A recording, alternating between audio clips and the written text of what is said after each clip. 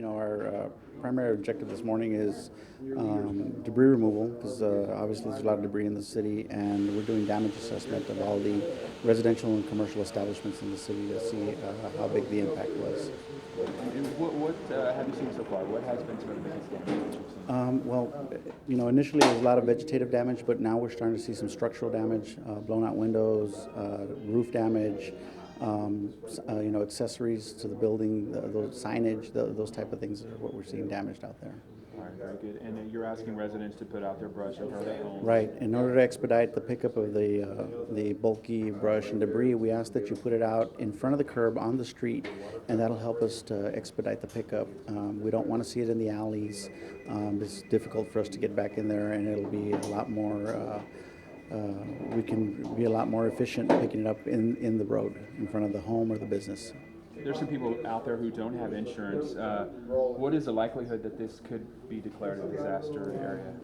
Well, the mayor has issued a local disaster declaration, and part of our damage assessment is to determine the dollar amount to the residential and commercial establishments and also the governmental facilities, so that we can see if we can meet the eligibility thresholds to tap into some of the state or federal monies.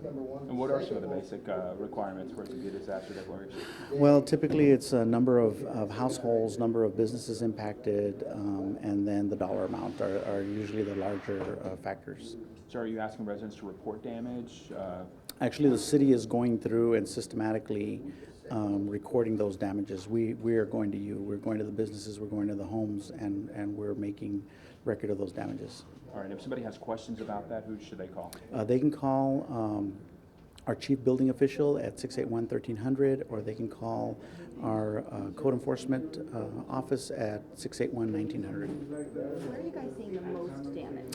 The most impact is from an area south of Trenton to Expressway 83, and then of course from Jackson Road to the east, Taylor Road to the west, and that's where we're seeing the most, the heaviest impact.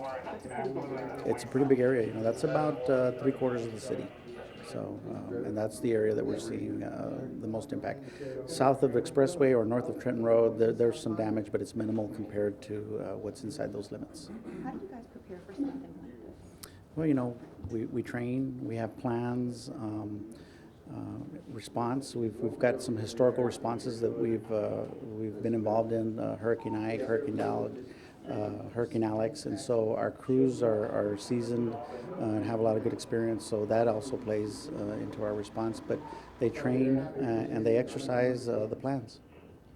Go ahead. Sorry, does this kind of remind you something of what a hurricane would do to this area? Actually, the closest comparison we have is Hurricane Dolly, and this event we think was a lot more intense.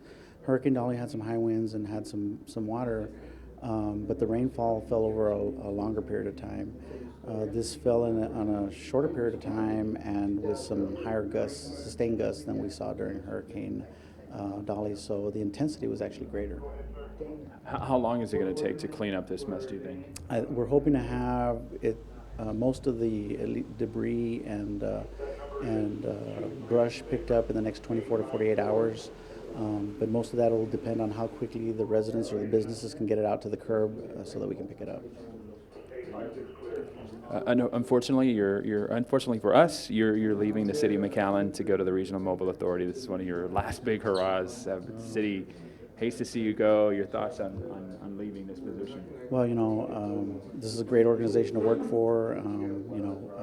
Been here 20 years. A lot of great people, dedicated employees, and I'm going to really miss working for the city of McAllen.